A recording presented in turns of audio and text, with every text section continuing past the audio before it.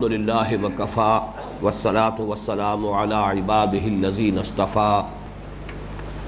خصوصاً علی افضلهم وخاتم النبیین محمد الامین وعلی آلہ وصحبہ اجمعین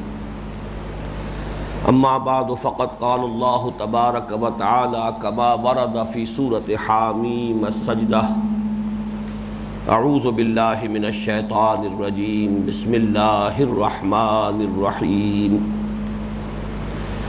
ان الذین قالوا ربنا اللہ ثم استقاموا تتنزل علیہم الملائکۃ الا تخافوا ولا تحزنوا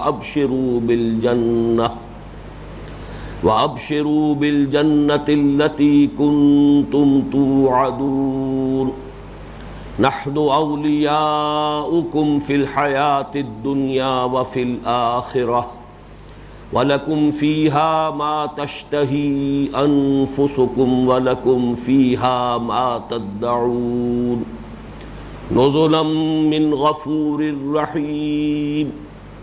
ومن احسن قولا ممن دعا الى اللہ وعمل صالحا وقال اننی من المسلمین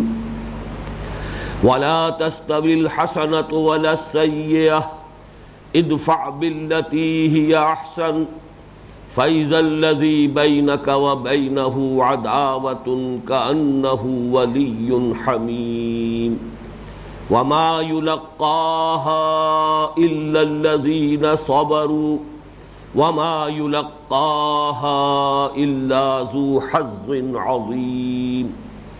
وإما ينزغنك من الشيطان نزغ فاستعذ بالله إنه هو السميع العليم صدق الله العظيم رب اشرح لي صدري ويسر لي امري واحلل عقدة من لساني يفقهوا قولي اللهم ربنا الهمنا رشدنا واعذنا من شرور انفسنا اللهم ارنا الحق حقا وارزقنا اتباعه وارنا الباطل باطلا وارزقنا اجتنابه آمین یا رب العالمین۔ مطالعہ قرآن حکیم کے جس منتخب نصاب کا درس ان مجالس میں ہو رہا ہے اس کا پہلا حصہ 4 جامع اسباق پر مشتمل ہے۔ ان میں سے آج ہم آخری اور چوتھے درس کا آغاز کر رہے ہیں۔ اس درس کے بارے میں بھی 4 تمہیدی امور، جیسے کہ اس سے پہلے بھی تینوں اسباق کے ضمن میں 4 تمہیدی امور سامنے آتے رہے۔ سب سے پہلی بات یہ کہ تقابل کر لیجئے، ہمارا پہلا سبق ایک سورت پر مشتمل تھا، سورۃ العصر۔ دوسرا سبق ایک آیت پر مشتمل تھا، آیت البر۔ اور یہ میں نے کئی مرتبہ عرض کر دیا ہے کہ آیتوں اور سورتوں کا تعین، ان کی گنتی، ان کا حساب، یہ سب توقیفی امور ہیں۔ ان میں اختلاف اگر ہوگا تو روایت کی بنیاد پر ہوگا کہ حضور صلی اللہ علیہ وسلم سے کوئی 2 روایات ہوں کسی معاملے میں مختلف، اور اس کی بنا پر کوئی رائے جو ہے مختلف قائم ہو جائے، لیکن کسی اور اصول کا یہاں کوئی دخل نہیں ہے، نہ اس میں کسی منطق کے اصول کا تعلق ہے، نہ نحو کا معاملہ ہے، نہ بیان کا معاملہ ہے۔ یہ امور توقیفی ہیں، موقوف علیہ ہیں حضور کے بتانے پر۔ البتہ تیسرا درس ہمارا مشتمل تھا ایک رکوع پر، سورہ لقمان کا دوسرا رکوع۔ اس کے ضمن میں نے عرض کیا تھا کہ رکوعوں کی تقسیم اجتہادی ہے، توقیفی نہیں ہے۔ دور صحابہ میں تو یہ موجود تھی ہی نہیں، بعد میں کی گئی، اس لیے کی گئی کہ ایک رکعت میں تلاوت کرتے ہوئے کہیں ایسا نہ ہو کہ مضمون بیچ میں ٹوٹ جائے، بلکہ یہ کہ مربوط آیات، ایک مضمون کی آیات ایک رکعت میں تلاوت کر لی جائیں۔ اس کے لیے کوشش پوری کی گئی ہے۔ جیسا کہ میں نے عرض کیا تھا، اکثر و بیشتر مقامات پر محسوس ہوتا ہے کہ واقعتاً بڑی عرقریزی سے کام لیا گیا ہے، بہت ہی باریک بینی کے ساتھ گہرائی میں اتر کر ان رکوعوں کی تقسیم جو ہے وہ معین کی گئی ہے۔ البتہ چونکہ یہ اجتہادی امر ہے، اجتہادی امر میں خطا کا امکان ہے، لہذا اس میں اختلاف کی گنجائش ہے۔ بعض مقامات پر مجھے بھی یہ محسوس ہوا ہے کہ اگر ایک آیت پہلے یا ایک آیت بعد رکوع کا معاملہ ہوتا تو وہ بہتر ہوتا، لیکن ہمارے ان اسباق میں اس چوتھے درس میں یہ بات نمایاں ترین صورت میں سامنے آئی۔ یہ جو 7 آیات میں نے ابھی تلاوت کی ہیں، ان میں سے 3 آیات سورہ حامیم السجدہ کے چوتھے رکوع کے آخر میں ہے، اور 4 آیات سورہ حامیم السجدہ کے 5ویں رکوع کے شروع میں ہے۔ گویا کہ یہ 2 رکوعوں پر یہ کچھ حصہ چوتھے رکوع کا اور کچھ حصہ 5ویں رکوع کا، اس طریقے سے یہ 7 آیات ہیں۔ لیکن بنظر غائب دیکھا جائے تو ان میں بڑا گہرا ربط ہے۔ وہ ربط جو ہے آج بہت واضح ہو جائے گا جب ہم تقابل کریں گے سورۃ العصر کے مضامین سے، آیت البذر کے مضامین سے، سورہ لقمان کے دوسرے رکوع کے مضامین سے، تو بات بالکل مبرہن ہو کر آ جائے گی کہ یہ 7 آیات بہت مربوط ہیں، آپس میں مضمون کے اعتبار سے بہت ہی ایک دوسرے کے ساتھ جڑی ہوئی ہیں۔ اس اعتبار سے رکوعوں کی تقسیم میں بہتر ہوتا کہ ان 7 آیات کو بجائے 2 رکوعوں میں منقسم کرنے کے انہیں ایک رکوع کی شکل دی جاتی۔ بہرحال یہ ایک رائے ہے، اور جیسا کہ میں نے عرض کیا اجتہادی معاملات میں اختلاف کی گنجائش ہے۔ دوسری بات یہ نوٹ کیجئے کہ جو 7 آیات کا ہندسہ آیا ہے، یہ 7 آیات پر مشتمل نہایت مربوط مضمون ہے، تو یہ بات قرآن مجید میں دوسرے مقامات پر بھی نظر آتی ہے۔ یہ 7 کا ہندسہ اور 3 کا ہندسہ خاص طور پر، بعض تو صورتیں جو نہایت جامع صورتیں ہیں، جامع ترین صورت سورۃ العصر 3 آیات پر مشتمل ہے۔ اسی طریقے سے ہم دیکھتے ہیں کہ جو طویل صورتیں ہیں قرآن مجید کی، ان میں بھی بہت سے مقامات ایسے ہیں جہاں 3 آیات کے بڑے چھوٹے سے گلدستے نہایت جامع، باہم بہت مربوط، اس کی بہت سی مثالیں ہیں جو بعد میں انشاءاللہ، ویسے آج بھی ایک مثال سامنے آ جائے گی، لیکن اس کی مثالیں بہت ہیں۔ آج کے حوالے سے یہ 7 آیات کے عدد کے اعتبار سے میں عرض کر رہا ہوں۔ چنانچہ سب کو معلوم ہے سورہ مدثر کی ابتدائی 7 آیات، اس میں وہ قوافی یا فواصل بالکل وہی ہے، اس کے بعد جو ہے فواصل بدل جاتے ہیں۔ یا ایھا المدثر قم فانذر وربک فکبر وثیابک فطہر والرجز فاہجر ولا تمنن تستکثر ولربک فاصبر، 7 آیات۔ اب اس کے بعد فاذا نقر فی الناقور فذلک یومئذ یوم عسیر، اب یہ فواصل بدل گئے، اور یہ معلوم ہے ہمیں روایات کی بنیاد پر، اور روایات صحیح روایات، مستند روایات، یہ دوسری وحی ہے یا تیسری وحی ہے جو محمد الرسول اللہ صلی اللہ علیہ وسلم پر ہوئی، بلکہ ایک ترتیب کے اعتبار سے چوتھی وحی ہے، اگرچہ فترت کے بعد پہلی وحی ہے۔ پہلی وحی کے بعد پھر جو 2 وحییں آئیں، پھر کچھ ایک وقفہ ہوا ہے، تو جو فترت الوحی ہوئی ہے تھوڑے سے دیر کے لیے، پھر یہ پہلی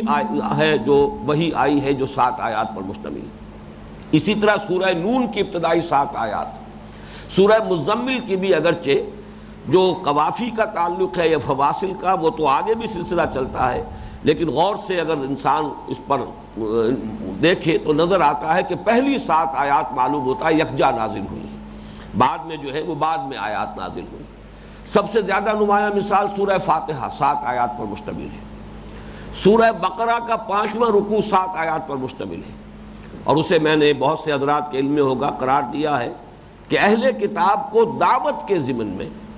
وہ بمنزلہ سورہ فاتحہ ہے، اس قدر اہم ہے کہ 10 رکوع سوا 10 رکوع جو آئے ہیں مسلسل بنی اسرائیل سے خطاب پر جو مشتمل ہے سورہ بقرہ میں، اس میں ان 7 آیات پر مشتمل پہلا رکوع اپنے مزاج کے اعتبار سے بھی بقیہ سے مختلف ہے، اس میں دعوت کا رنگ ہے نہایت جامعیت کے ساتھ، اور اسی میں ہمارے لیے رہنمائی ہے۔ آئندہ بھی کسی بگڑی ہوئی مسلمان امت کو اگر دعوت دی جائے گی تو اس کے اصول وہی ہوں گے کہ جو ان 7 آیات میں آئے۔ اسی طریقے سے سورہ مائدہ کا 7واں رکوع 7 آیات پر مشتمل ہے، اور وہ جو ہے حکم بما انزل اللہ، 3 مرتبہ اس رکوع میں وہ آیت آئی ہے، وَمَن لَّمْ يَحْكُم بِمَا أَنزَلَ اللَّهُ فَأُولَٰئِكَ هُمُ الْفَاسِقُونَ وَمَن لَّمْ يَحْكُم بِمَا أَنزَلَ اللَّهُ فَأُولَٰئِكَ هُمُ الْكَافِرُونَ وَمَن لَّمْ يَحْكُم بِمَا أَنزَلَ اللَّهُ فَأُولَٰئِكَ هُمُ الظَّالِمُونَ، اور یہ بھی 7 آیات پر مشتمل رکوع ہے۔ بہرحال یہ نوٹ کر لیجئے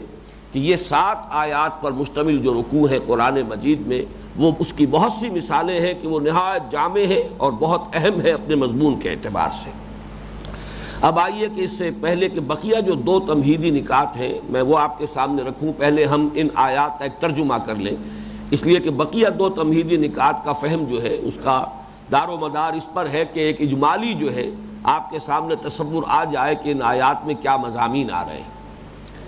ان الذین قالوا ربنا اللہ ثم استقاموا، یقیناً وہ لوگ جنہوں نے کہا ہمارا رب اللہ ہے پھر اس پر جم گئے۔ تتنزل علیہم الملائکہ، نازل ہوتے ہیں ان پر فرشتے، اللہ تخافوا، کہ نہ خوف کھاؤ، ولا تحزنوا، نہ غمگین ہو، وابشروا بالجنۃ التی کنتم توعدون، اور خوشخبری حاصل کرو اس جنت کی جس کا کہ تم سے وعدہ کیا جاتا رہا تھا۔ نحن اولیاؤکم فی الحیات الدنیا وفی الآخرہ، ہم ہیں تمہارے ساتھی، تمہارے پشت پناہ، دنیا کی زندگی میں بھی اور آخرت میں بھی۔ وَلَكُمْ فِيهَا مَا تَشْتَهِي أَنفُسُكُمْ، اور اس میں ہوگا تمہارے لیے، اب یہ اس کی ضمیر جو ہے فیہا کی آخرہ کی طرف بھی جا سکتی ہے، جنت کی طرف بھی جا سکتی ہے، معنی اور مراد میں کوئی فرق واقع نہیں ہوگا۔ آخرت میں یا جنت میں تمہارے لیے وہ سب کچھ ہوگا جس کی خواہش ہوگی تمہارے جیوں میں۔ وَلَكُمْ فِيهَا مَا تَدَّعُونَ، اور وہ سب کچھ بھی فراہم کر دیا جائے گا جو تم طلب کرو گے۔ نزل من غفور الرحیم، اور یہ مہمان نوازی ہوگی، ابتدائی مہمان نوازی ہوگی اس ہستی کی طرف سے جو غفور ہے، بخشنے والا، اور رحیم ہے، رحم فرمانے والا۔ وَمَنْ أَحْسَنُ قَوْلًا مِّمَّنْ دَعَا إِلَى اللَّهِ وَعَمِلَ صَالِحًا وَقَالَ إِنَّنِي مِنَ الْمُسْلِمِينَ، اور کون بہتر ہو سکتا ہے بات میں، قول کے اعتبار سے، اس شخص کی نسبت سے، اس شخص سے زائد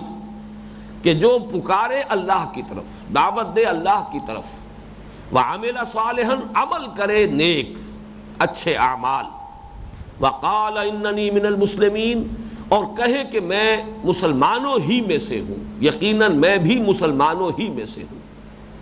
وَلَا تَسْتَوِي الْحَسَنَةُ وَلَا السَّيِّئَةُ، اور برابر نہیں ہو سکتی بھلائی اور برائی، نیکی اور بدی۔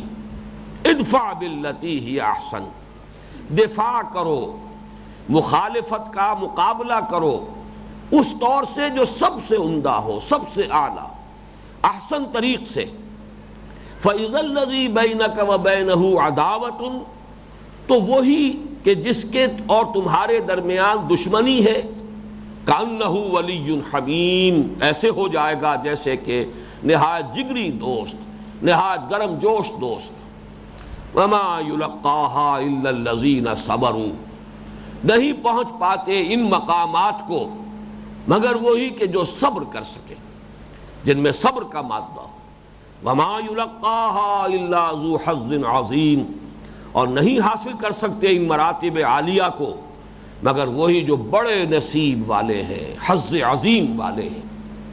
وَإِمَّا يَنزَغَنَّكَ مِنَ الشَّيْطَانِ نَزْغٌ، اور اگر کبھی شیطان کی طرف سے تمہیں کوئی چوک لگ ہی جائے یا چھوت لگ ہی جائے، فاستعذ باللہ، تو فوراً پناہ طلب کر لیا کرو اللہ کی۔ انہ هو العزیز الحکیم، انہ هو السمیع العلیم، یقیناً وہی ہے سب کچھ سننے والا اور سب کچھ جاننے والا۔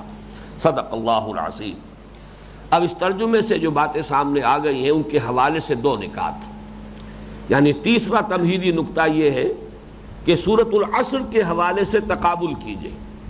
بالکل وہی چار مضامین جو سورۃ العصر میں آئے تھے،